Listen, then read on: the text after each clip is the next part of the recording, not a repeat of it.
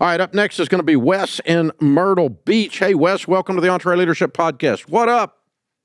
Dave, how you doing? I appreciate you having me. It's an honor. Honor to be with you, sir. How can we help? I am personally debt-free except for my house. I own a small insurance agency here in Myrtle Beach, and the only debt I have is my vehicle, which $179 expensed in the first year. That was 2 years ago, and I need you to talk me out of doing that again in a couple of years. You can 179 it without debt. Why would I talk you out of it? Well, then I get to keep, 80% of that cash across the few years that I pay it off. Oh, you're talking about financing it to 179 it. I'm sorry. Yes, sir. Oh, but if you 179 it, you're writing the whole thing off in 1 year. That's right. You got your cash all back. But you get the full deduction in 1 year. But I've spent the cash up front. Yeah. Listen, I have never met a multimillionaire who financed their way into tax breaks. I had a feeling that's what you were going to say. Never met one.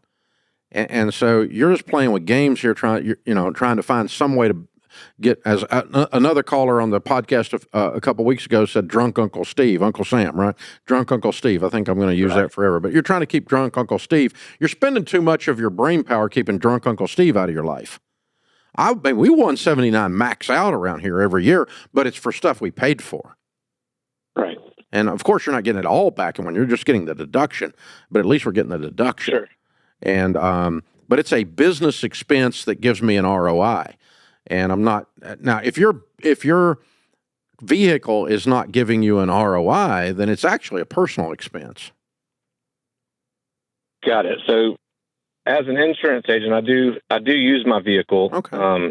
Yeah, but does the purchase of it does the purchase of the upgrade give you a return on investment? Probably not. It would not. It gives me an excuse to have a nicer car. Is really how the CPA kind of outlined it. Yeah, that's exactly what it is. Yeah. So, I mean, if you were doing this for an employee, you wouldn't be upgrading the car. That's a good point. If you're furnishing a company car. So I should treat myself as an employee and not. Well, I mean, just think about it that way, because what you're doing here is creating overhead. But I would do the upgrade and take the 179. Sure. If you're using the car enough to justify it in an audit to where you're going to survive the audit to 179, the thing, I would do it. But I'm just going to pay cash for it. Life's just too short to be in debt, man. I'm just not doing that crap. It doesn't work. Hey, man, thanks for the call. Sorry, I don't know if I talked you out of it, because I think you and your accountant are kind of into this stuff, but I'm not. I'm into not having any payments regardless, even if it helps me beat up.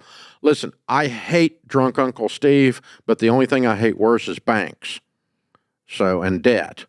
So I'm not going to go in debt just to punish drunk Uncle Steve. That's what it amounts to. It's just that simple for me.